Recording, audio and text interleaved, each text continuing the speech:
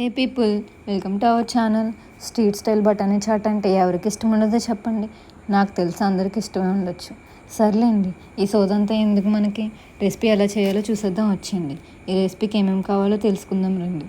సన్నగా తరిగిన carrot, onions, tomato, కొత్తిమీర, పచ్చి బఠానీ లేదా తెల్ల బఠానీ, పల్లీలు, కార్న్ఫ్లేక్స్, అల్లం వెల్లుల్లి పేస్ట్, పచ్చిమిర్చి, లెమన్, కొంచెం కారం, చాట్ మసాలా, గరం మసాలా, సాల్ట్, చింతపండు గుజ్జు కావాలంటే వేసుకోవచ్చు, లేదంటే స్కిప్ చేయొచ్చు.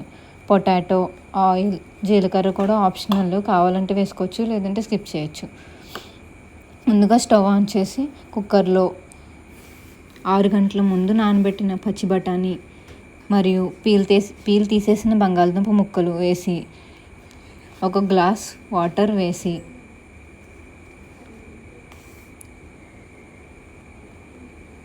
చిటికెడు ఉప్పు, చిటికెడు పసుపు వేసి 4 విజిల్స్ వచ్చేంత వరకు ఉంచాలి. ఈ విజిల్స్ వచ్చేలోపు ఆయిల్లో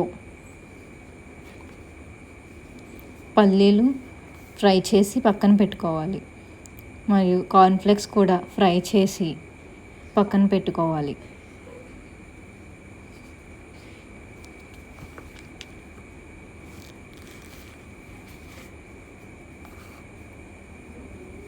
విజిల్స్ ప్రెషర్ పోయిన తర్వాత ఉడికించిన బఠానీ కొంచెం తీసుకొని మిక్సీలో గ్రైండ్ చేసుకోవాలి.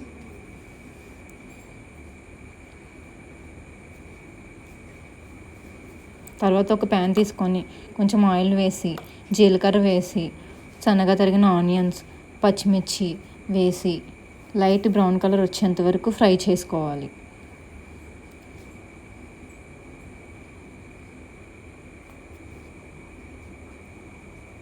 తర్వాత టమాటో ముక్కలు కూడా వేసి కొంచెం మగ్గిన తర్వాత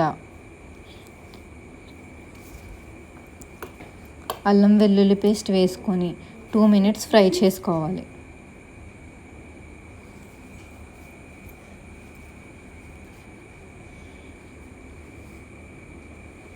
తర్వాత 1 టేబుల్ స్పూన్ కారం, 1/2 tablespoon chaat masala, 1/2 tablespoon garam masala వేసుకోవాలి.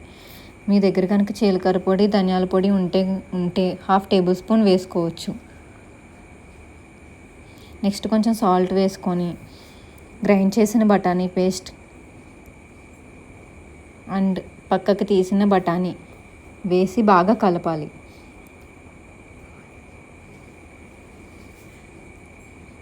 తర్వాత ఉడికించిన పొటాటో ఉంది కదా, అది కూడా స్మాష్ చేసుకొని వేసుకోవాలి.